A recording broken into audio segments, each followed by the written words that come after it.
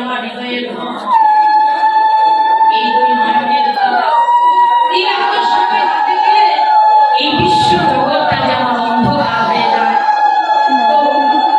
মায়ের কাঁদা মুখ দেখে বললেন, কেঁদো না মা, তুমি বড় ভাগ্যবতী, কেঁদো না। তুমি হয়তো ভয় করছো গোপালকে দেবে না মা, তুমি কোনো ভয় করো না। তুমি হয়তো ভয় করছো তোমার গোপালকে বসতেই আমরা ধেনুবর্ষ চালন করতে দেই না মা। মা শোনো, বলুন আমি অনেক প্রশ্ন মায়ের কাছে। মা, তুমি যে বলছো গোপালকে বসতে দেবে না, তুমি যদি বসতে না দাও তোমার নবলক্ষ ধেনু গোপালকে জন্মে বলে আমি ব্রাহ্মণ দেবী লায়ে দেব।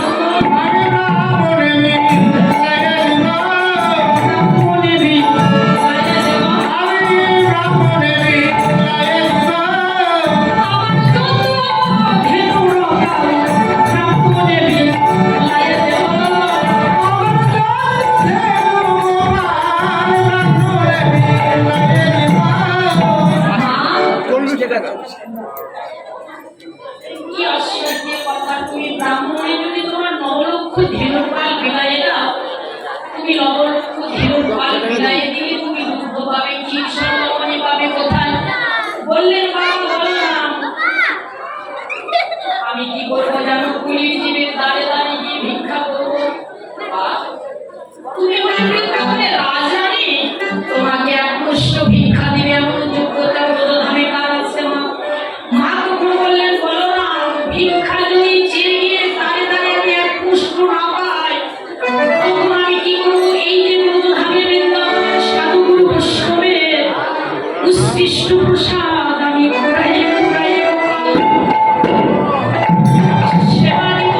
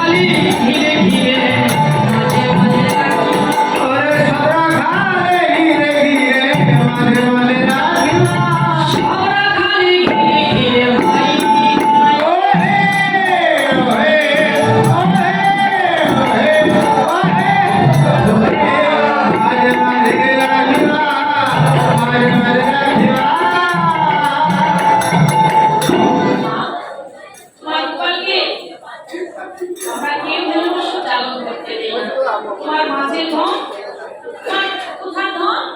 এই বুকের ধন, এই মাটির ধন আমরা মাঝে আর আমরা সব রাখাল বন্ধুগণ মিলে ধেনুবর্ষ চালু করি। যখন আমরা ধেনুবর্ষ চালু করি আর তোমার কি করে ওই শীতল তরুণ ছাই বসিয়া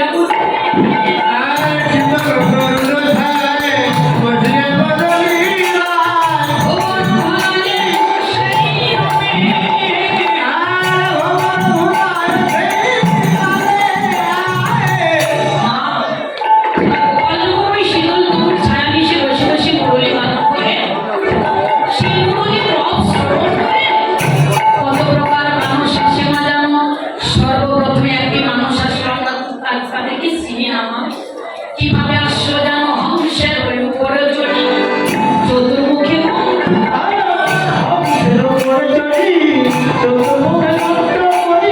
সবরে কানাই যাও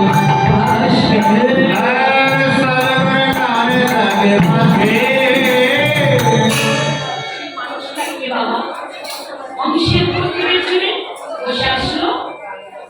দেখলাম না তার একটি নয় দুটি নয় চারটি বদন কে চার মুখ চার বদন কার আছে? শেষে বলল মা জানো তোমার গোপালের চরণ জড়িয়ে ধরে গোপাল তোমার ব্রহ্ম করা চাই না। আমি তোমার 9 লক্ষ ধেনুর পাল চুরি করে যত বড় অপরাধ করেছি সে অপরাধ ক্ষমা করে দাও। অপরাধটুকু ক্ষমা করে দিয়ে একবার মানবকে আমায় পাঠিয়ে দাও। এই দেবগুলো এই কুলে থেকে তো তোমার চরণ সেবার হাত হলো না, তোমার চরণে পুষ্পাঞ্জলি দেওয়া হলো না, কিংবা করে একবার মানবকে পাঠিয়ে দাও। সেখানে গিয়ে তোমার সাধু বৈষ্ণবের চরণ ধরে সংগ্রহ করবো। বৈষ্ণবের চরণ ধরার মাঝে ধরার মাঝে গড়াগড়ি দিয়ে জন্ম সার্থক করবো। কত কথা জানো? তারপরে আরেকটি মানুষ আসলো, শিরে জটা দিল জন্ম স্বয়ং বিবশ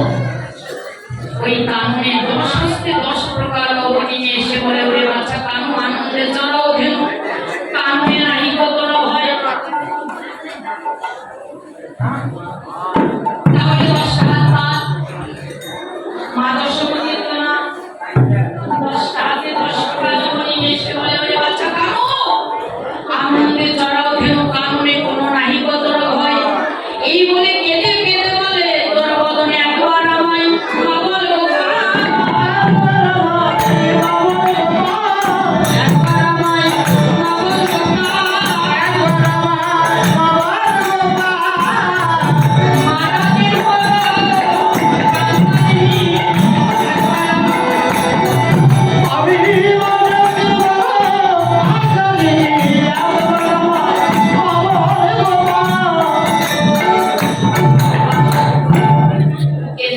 মাসি বলে একবার আমাকে মা বলে ডাক, আমার জন্মটাকে সার্থক করি। বলে মা বলে ডাকবো না।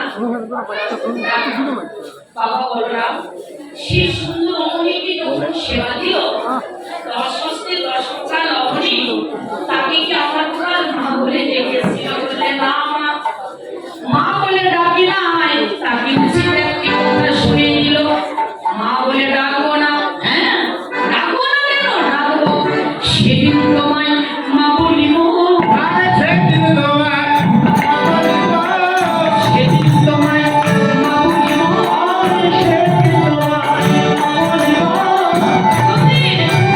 সেদিন ওই নদিয়ার শান্তি করিতে আমি নবীন সন্ন্যাসীর বেশে ধারণ করে তোমায় মধুর সুরে মা বলিব।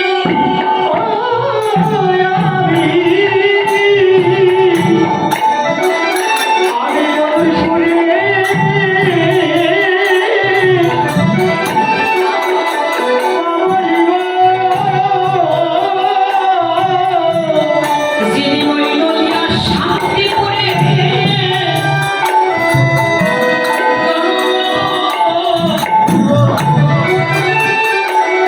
সেদিন তোমায় মধুর সুরে মা বলিব।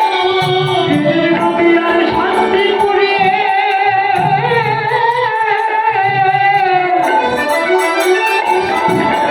আমি নিমাই রূপে জন্ম নেব, সেদিন আমি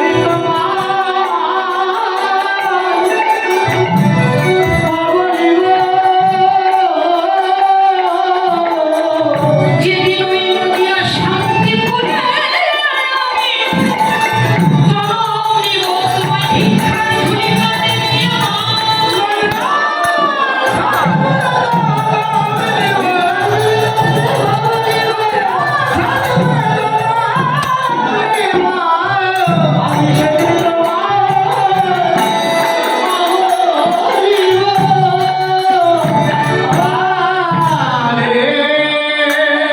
এবার বাবা অনেক কথা শুনে মায়ের মন তো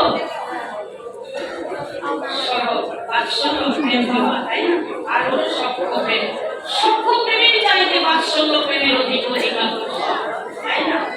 তো সকালের কথা ভালোবাসায় মাখিয়ে এবার বলরামকে বললেন, বাবা বলরাম দাসিয়া লবণী নিবে, সঙ্গেতে রাখবে, দিবায় অবসান হলে আমার প্রাণের গোপালকে সকাল সকাল তোরা ঘরে নিয়ে আসবে।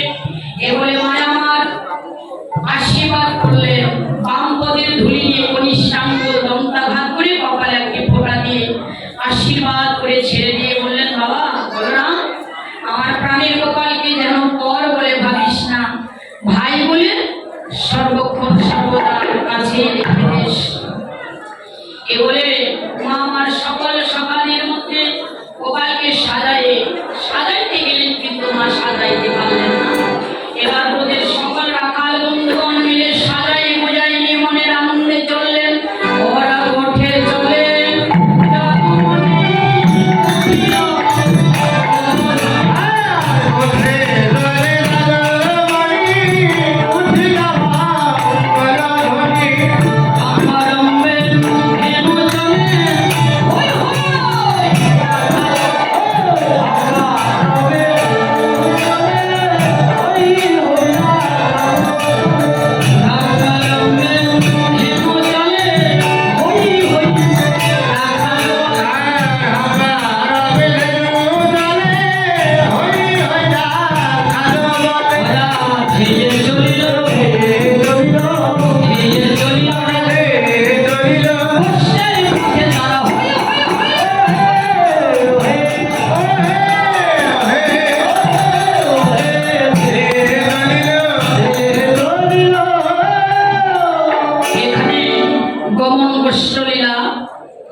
বিশ্রামে রয়ে গেল।